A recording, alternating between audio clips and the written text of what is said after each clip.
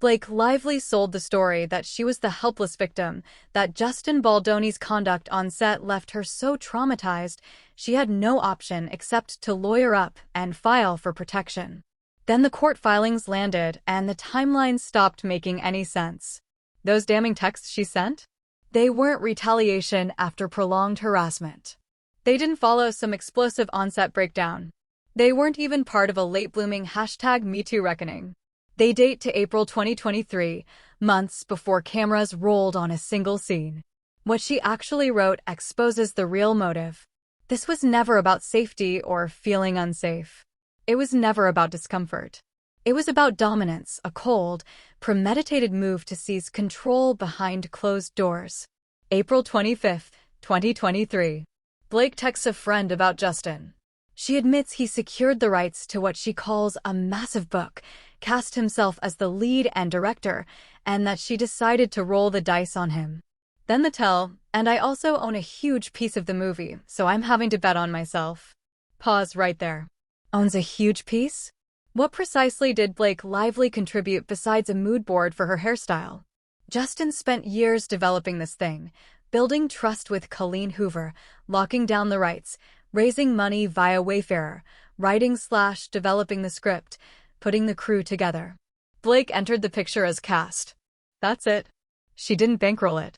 Steve Sarowitz had to publicly correct the rumor that she and Ryan Reynolds funded anything, rumors that conveniently surfaced while she was telling people she owned a huge piece of a project she never built. What she almost certainly meant was back-end points or box office bonuses, contingent pay, not ownership, not creative equity. It's a sweetened salary, nothing more.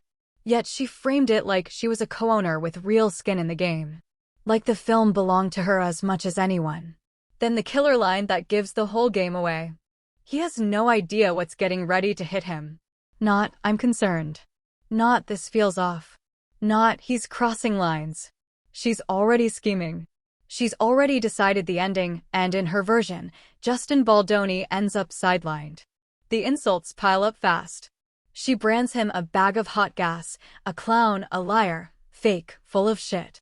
She mocks his Instagram content privately for laughs. Calls him cringe, terrified of women, self-diagnoses him a narcissist, Yale med apparently on speed dial. Then she goes darker, recounting a moment he got emotional and cried during a talk with her. Instead of seeing a human under pressure, she ridicules it. He audibly sobbed. It was the performance of a lifetime. So let's recap. A man displays actual vulnerability, disappointment, stress, fear, whatever real emotion looks like, and her instant reaction is to text that it's fake, manipulative theater. Yet this is the same woman who later insists she felt genuinely unsafe around him. Right.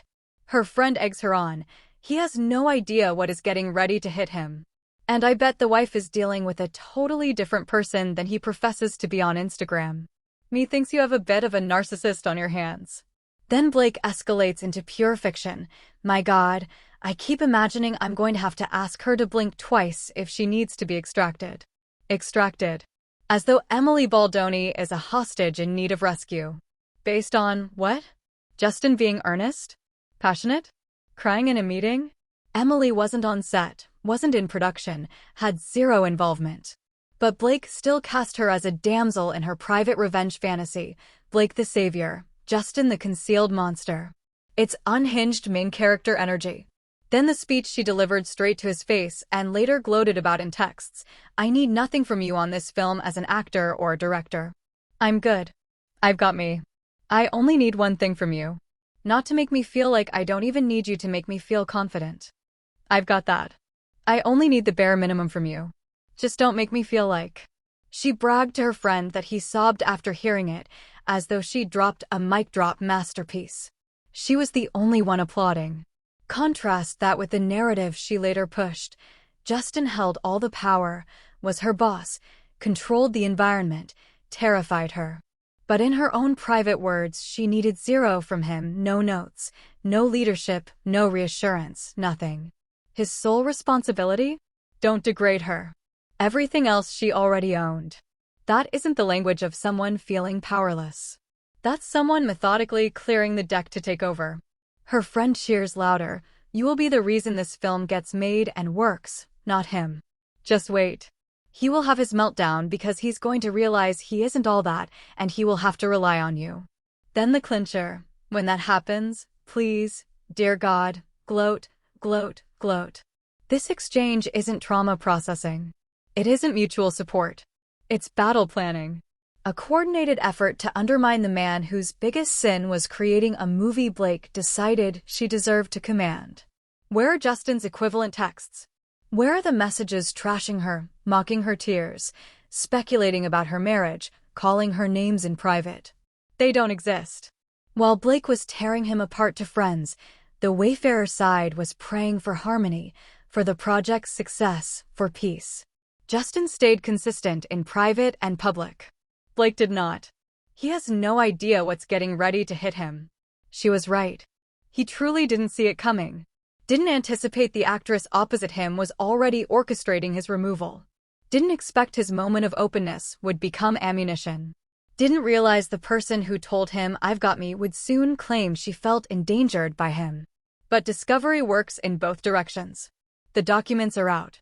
We now see Blake lively, unfiltered. Not the teary victim briefing the press, but the instigator who privately mocked tears while publicly playing fragile. Her friend urged her to gloat over his anticipated collapse. Instead, the court record shows whose storyline is actually imploding. And unlike the performance she accused him of, this one isn't staged. It's brutally authentic. That's my take.